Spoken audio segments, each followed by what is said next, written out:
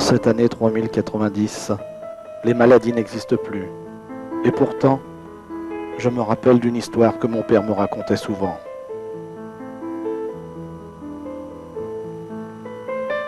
Dans un musée, caché derrière un monticule de livres anciens, un collectionneur vient de découvrir une cassette vidéo. Elle est très vieille, mais parfaitement conservée. Elle porte sur ses flancs l'empreinte d'une main très petite, une main d'enfant.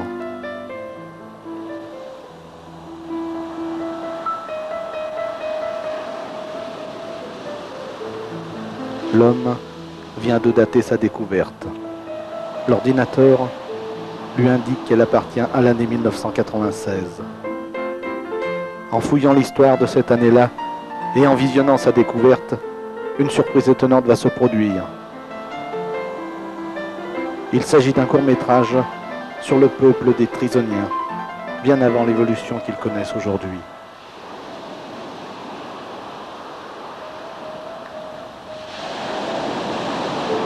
En ce temps-là, ils étaient considérés comme des êtres différents. Ces êtres si gentils étaient harcelés par différents symboles qui limitaient leur évolution et blessaient profondément le cœur de leurs parents.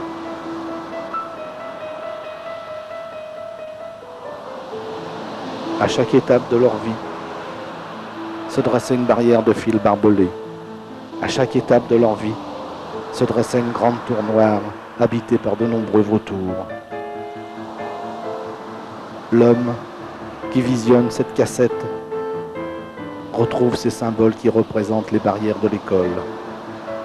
Ces symboles qui représentent la tour noire des institutions qui enferment et protègent le peuple trisonien.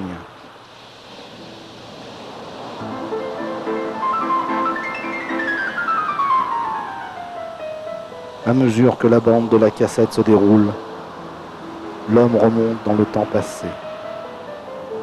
Les battements de son cœur s'accélèrent. Ses yeux restent grands ouverts. Il entre à petits pas dans une nouvelle dimension.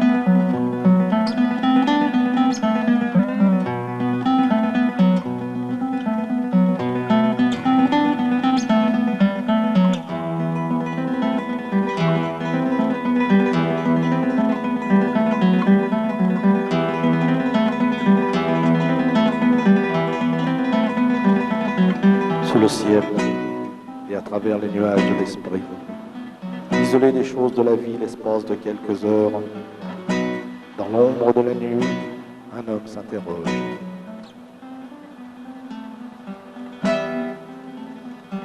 La peinture, les voitures, le travail, la réparation, les déplacements, le dessin, les concepts. Le temps passe.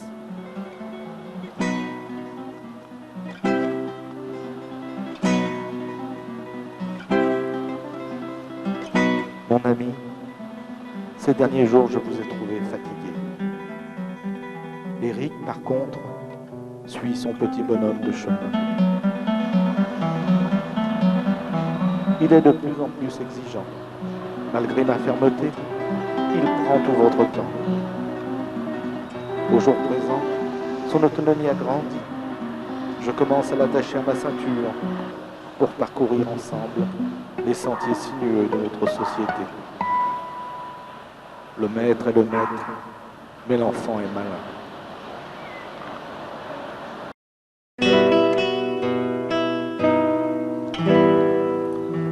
Après une journée passée sur le sol de Cannes,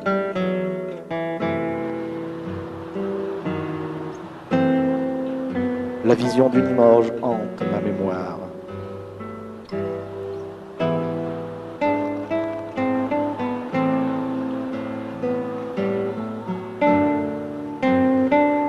trois éléments se détachent.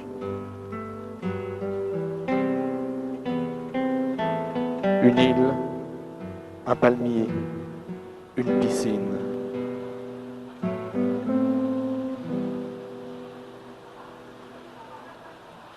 Un jour dans ma vie, une petite mélodie comportant trois éléments a déchiré mon âme. Trois éléments, un chiffre impair, tels sont les roses de la vie.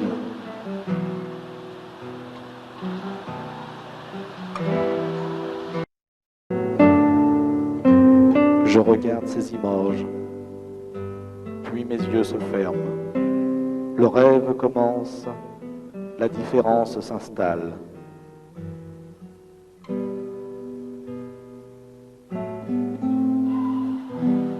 L'immeuble qui se présente sont des milliers de familles.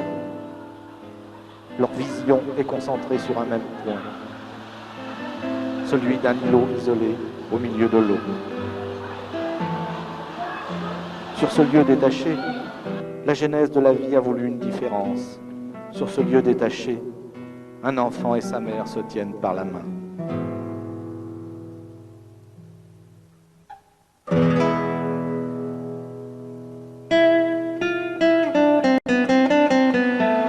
L'handicap, géré par le ciel, ne se voit que sur le visage de l'enfant. La protection de sa mère est si forte que les êtres se confondent. Leur image s'affaiblit. Le fond qui les soutient envahit leur présence. La vitesse de la vie fait disparaître les détails d'une image. La vue reçoit la lumière et le cerveau regarde. Il regarde seulement pour le plaisir et il ne voit que ce qu'il a choisi. Une île, un palmier et la piscine.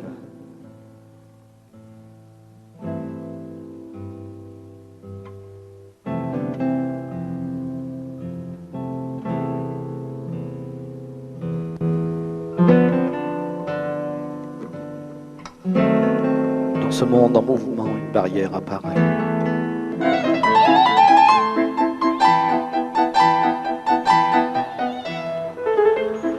Dans le temps d'une image, un enfant court vers son destin.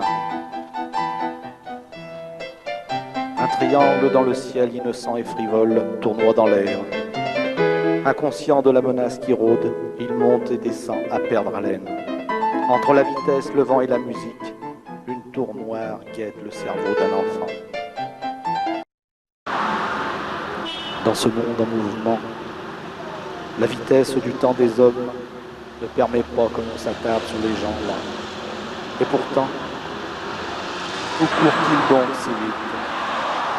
Qu'y a-t-il au bout du chemin? Le savent-ils vraiment?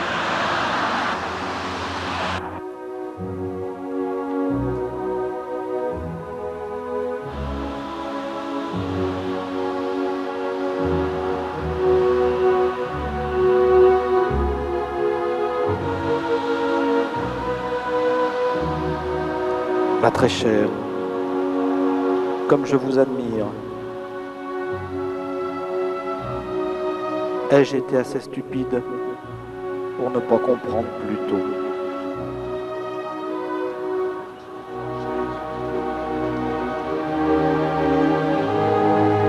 Vous menez une vie très simple à mes côtés.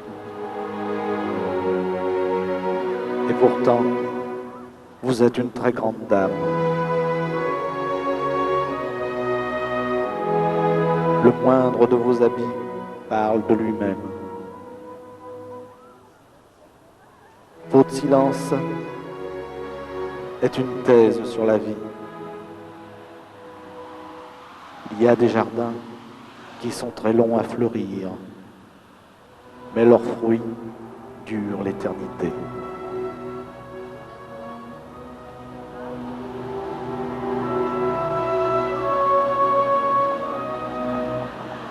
À travers le monde qui marche,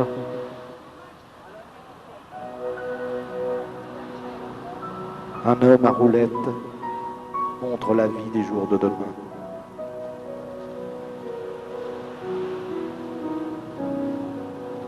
La curiosité des yeux de ceux qui ne peuvent pas comprendre s'enrichit de couleurs.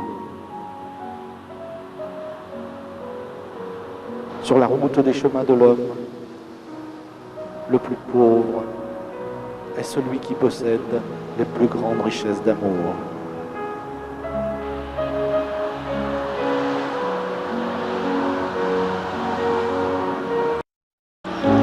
Jeune fille, tu as découvert la pureté de l'eau. Jeune homme, tu cherches le secret de ce triangle qui vole. La conquête de la pureté par une enfant aidera un jour à maîtriser les déboires techniques d'un jeune garçon. Le rassemblement de deux mains opposées, l'une du très haut, l'autre du très bas, aide profondément le devenir des enfants dans leurs différences.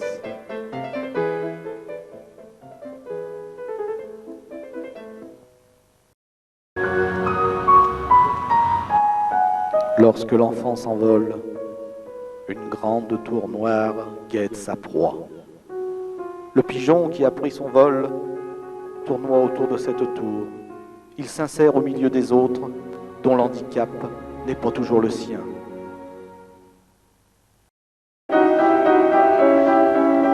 Des milliers d'éprouvettes, des milliers de parfums. Parmi toutes ces découvertes, il y a un secret. Dans l'ombre d'une enceinte, une multitude de chercheurs s'acharnent sur un travail sans fin.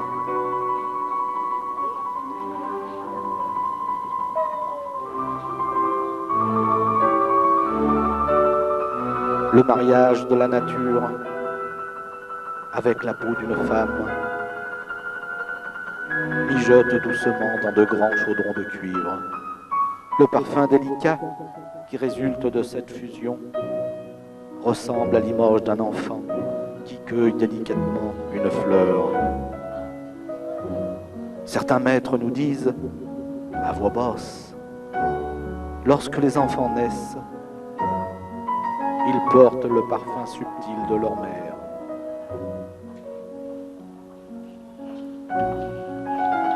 Dans cette atmosphère enivrante due au parfum, un vent frais circule dans les couloirs.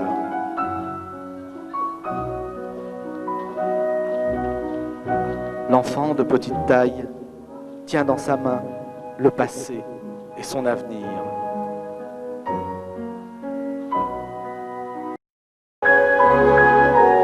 Le mariage de la nature avec la peau d'une femme mijote doucement dans de grands chaudrons de cuivre. Le parfum délicat qui résulte de cette fusion ressemble à l'image d'un enfant qui cueille délicatement une fleur.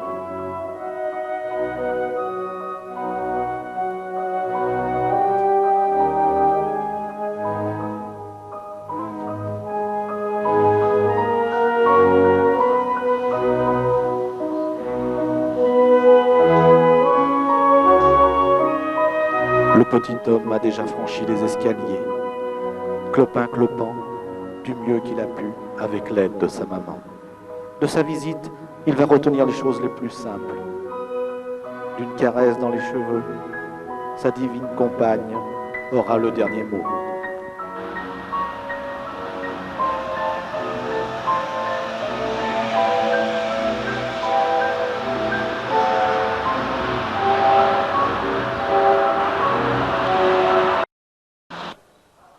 À travers les fenêtres d'une école, assis sur le bord des sentiers de la vie,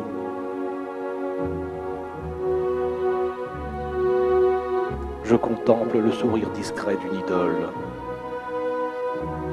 La statue a les lèvres entr'ouvertes. J'ai l'impression qu'elle parle, comme si elle voulait me dire quelque chose que j'ignore encore. Son murmure est si discret que le monde entier s'interroge. Combien de temps va-t-il falloir pour pouvoir déchiffrer son message? 1 an? 5 ans? 100 ans? Ou peut-être 2000 ans.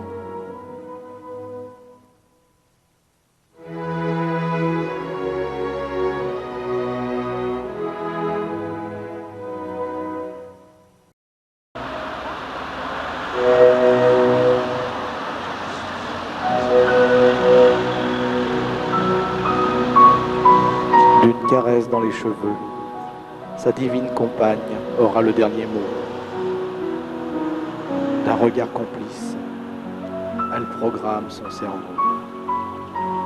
L'enfant écoute, mais il cherche en vain son indépendance.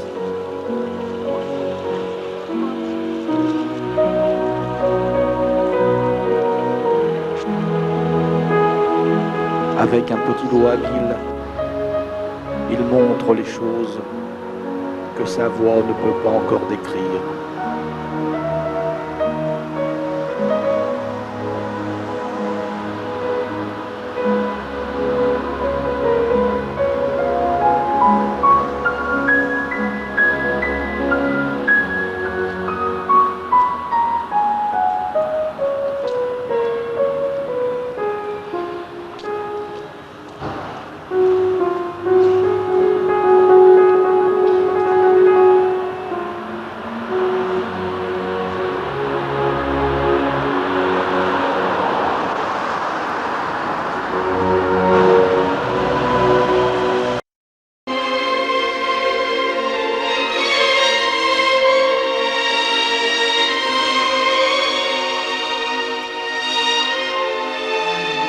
Au pied de cette forteresse, un souvenir me revient.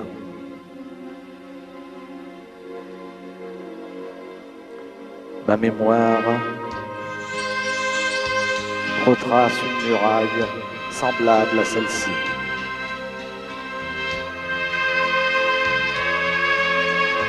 À la naissance de mon fils,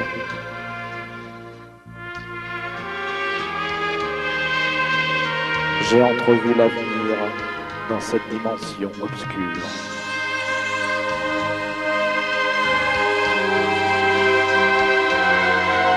Mais l'expérience vécue de 9 années me démontre le contraire.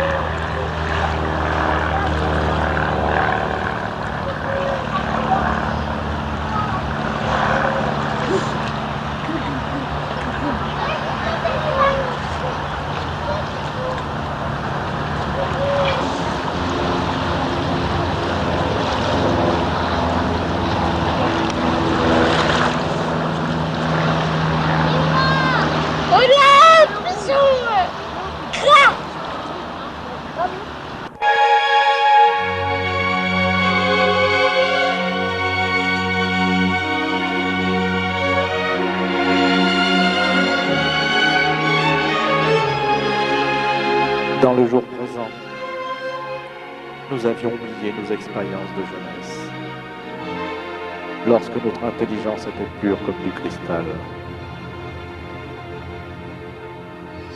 La moindre excitation d'aventure déclenchait notre cerveau pour résoudre les problèmes qui nous menaient vers la liberté.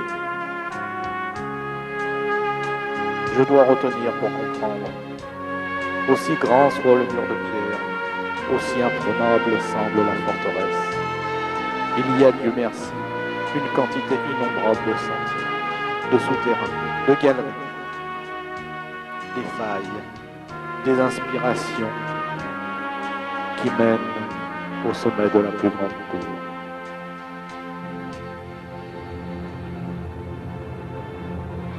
Le caractère de l'enfant est pur et frais comme l'eau d'une fontaine.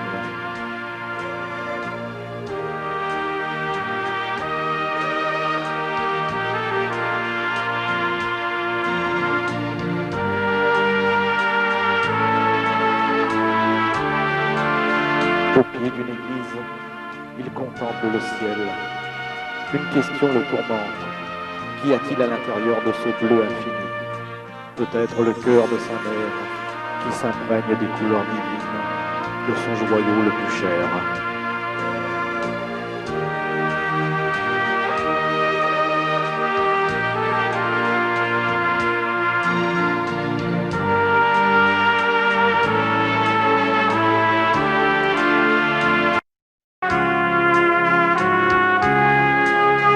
Eric est un enfant trisomique.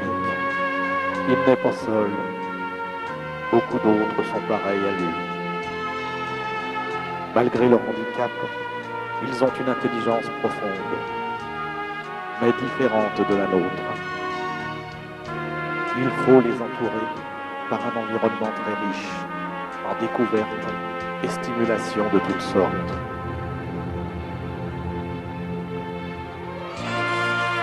Bien soutenus et aimés, ils atteignent l'autonomie.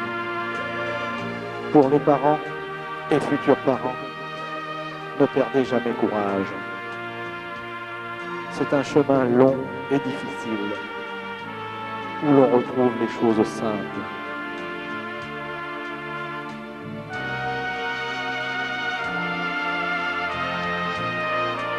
Quelques mots, une chanson d'amour.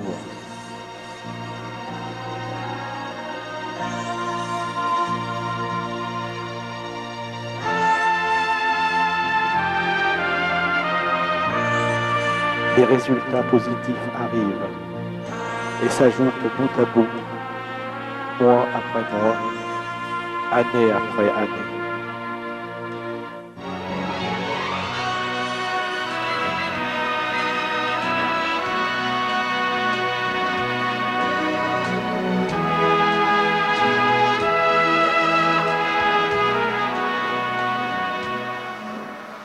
La cassette s'achève. Mais l'homme reste transporté dans un autre monde. L'ordinateur qui lui visionne ce film l'aide à revenir dans son temps présent.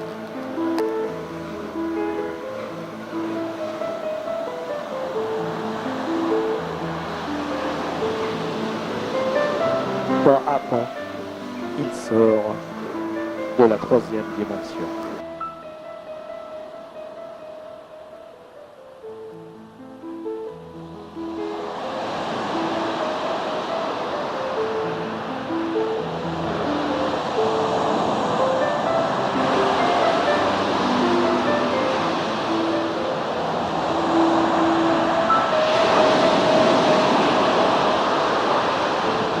L'homme assoupi se réveille. Il s'approche doucement d'une fenêtre et se tourne vers la mer.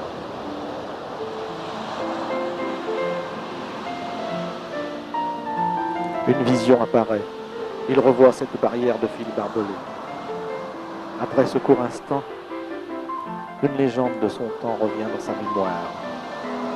Une petite voix douce la lui murmure à l'oreille. Pendant les temps anciens, lorsque l'homme était un guerrier redoutable, un chromosome mal connu faisait pleurer nos mères d'hier, tant et tant que le niveau des océans a aujourd'hui augmenté. Ce chromosome, qui ralentissait la vigueur des cerveaux, augmentait le besoin d'aimer. Il forçait les personnes touchées à rester simples. Il forçait les personnes touchées à écouter l'autre. Il forçait les personnes touchées à se donner la main.